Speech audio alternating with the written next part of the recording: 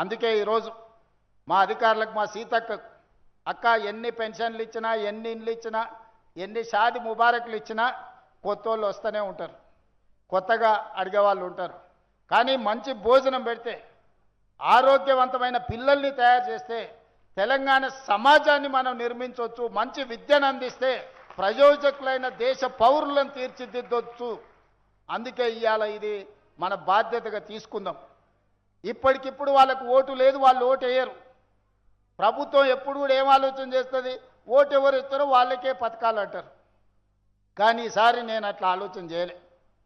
ఈ పిల్లల ఆరోగ్యం పట్ల, ఈ పిల్లల చదువు పట్ల, ఈ పేద పిల్లల భవిష్యత్తు పట్ల ఈ రాష్ట్ర ప్రభుత్వం ప్రత్యేకమైన శ్రద్ధ తీసుకుంటుంది. నేను మీ సోదరుడిగా మా ఆడబిడ్డలందరికీ మాటిస్తున్నా, మీ పిల్లలకు నాణ్యమైన భోజనమే కాదు నాణ్యమైన విద్యను అందించే విధంగా ఈరోజు ఈ రాష్ట్ర ప్రభుత్వం పని చేస్తుంది. మీ భవిష్యత్తు మా భవిష్యత్తు. రకరకాల సమస్యలతో మనం ఇక్కడికి వచ్చినాం. ఈడున్న 90% మన సగ జీవితం గడిచిపోయింది, ఇంకా కొంత సగమే మిగిలింది. కానీ ఆ పిల్లల మొత్తం భవిష్యత్తు ఈరోజు మన చేతుల్లో ఉంది. ఆ పిల్లలు 100 ఏళ్ళు ఆరోగ్యవంతంగా ఉండాలి అనంటే, ఆ పిల్లల ఆరోగ్యాన్ని కాపాడాలి అనంటే ఇలాంటి సంస్థలు రావాలి.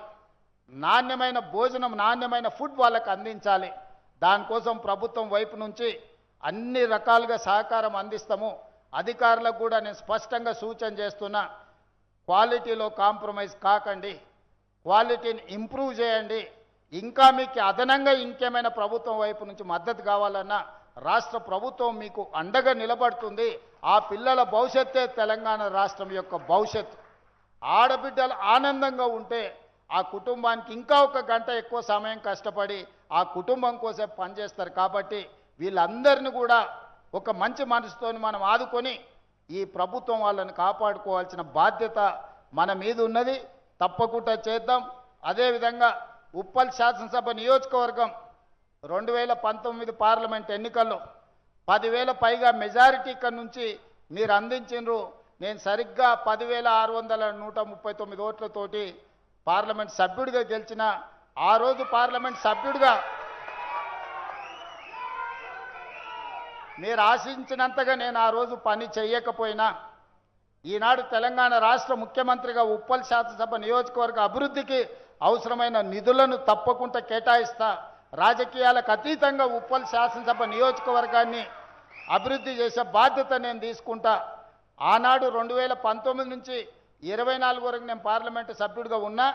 మీరు ఆశించిన మేరకు ఇక్కడ నిధులు నేను తీసుకురాలేకపోయినా ఈరోజు తెలంగాణ రాష్ట్ర ముఖ్యమంత్రిగా ఇవ్వగలిగిన అధికారం, ఇవ్వగలిగిన అవకాశం నాకు దక్కింది. తప్పకుండా నియోజకవర్గానికి సంబంధించిన మిత్రుడు పరమేశ్ చెప్పిన, బండారు లక్ష్మారెడ్డి గారు చెప్పిన ఈ పనులన్నిటిని కూడా చేసి ఒక మంచి అభివృద్ధి చెందిన శాసనసభ నియోజకవర్గంగా ఉప్పల్ని అభివృద్ధి చేస్తానని తెలియజేస్తూ మీ అందరి దగ్గర సెలవు తీసుకుంటున్నా. ధన్యవాదాలు మిత్రులారా. అనేక ధన్యవాదాలు. ఇప్పుడు గౌరవనీయులు మన ఎంఏ ఫహీం గారు, చైర్మన్ తెలంగాణ ఫుడ్స్ వారు ఒక ప్రత్యేక మెమెంటోని ముఖ్యమంత్రి గారికి అందజేస్తారు. అలాగే చంద్రశేఖర్ రెడ్డి గారు, మేనేజింగ్ డైరెక్టర్ గారు, తెలంగాణ ఫుడ్స్ పక్షాన మరొక విగ్రహం గణపతి మూర్తిని వారికి ఒక జ్ఞాపికగా అందజేస్తున్నారు. ఎంఏ ఫహీం గారు and Chandrashekar Reddy garu. And now the vote of thanks by Shri Chandrashekar Reddy garu, IAS managing director. ఈ కార్యక్రమానికి విచ్చేసినటువంటి ప్రతి ఒక్కరికి కృతజ్ఞతాపూర్వకమైనటువంటి వందనాలు. ప్రతి ఒక్క ప్రజా ప్రతినిధికి, అధికారులకు అందరికీ పేరు పేరున హృదయపూర్వకంగా తెలియజేస్తున్నాం. గౌరవ ముఖ్యమంత్రి గారు వారి అమృత హస్తాలతోని ఇక్కడ రావడమే కాకుండా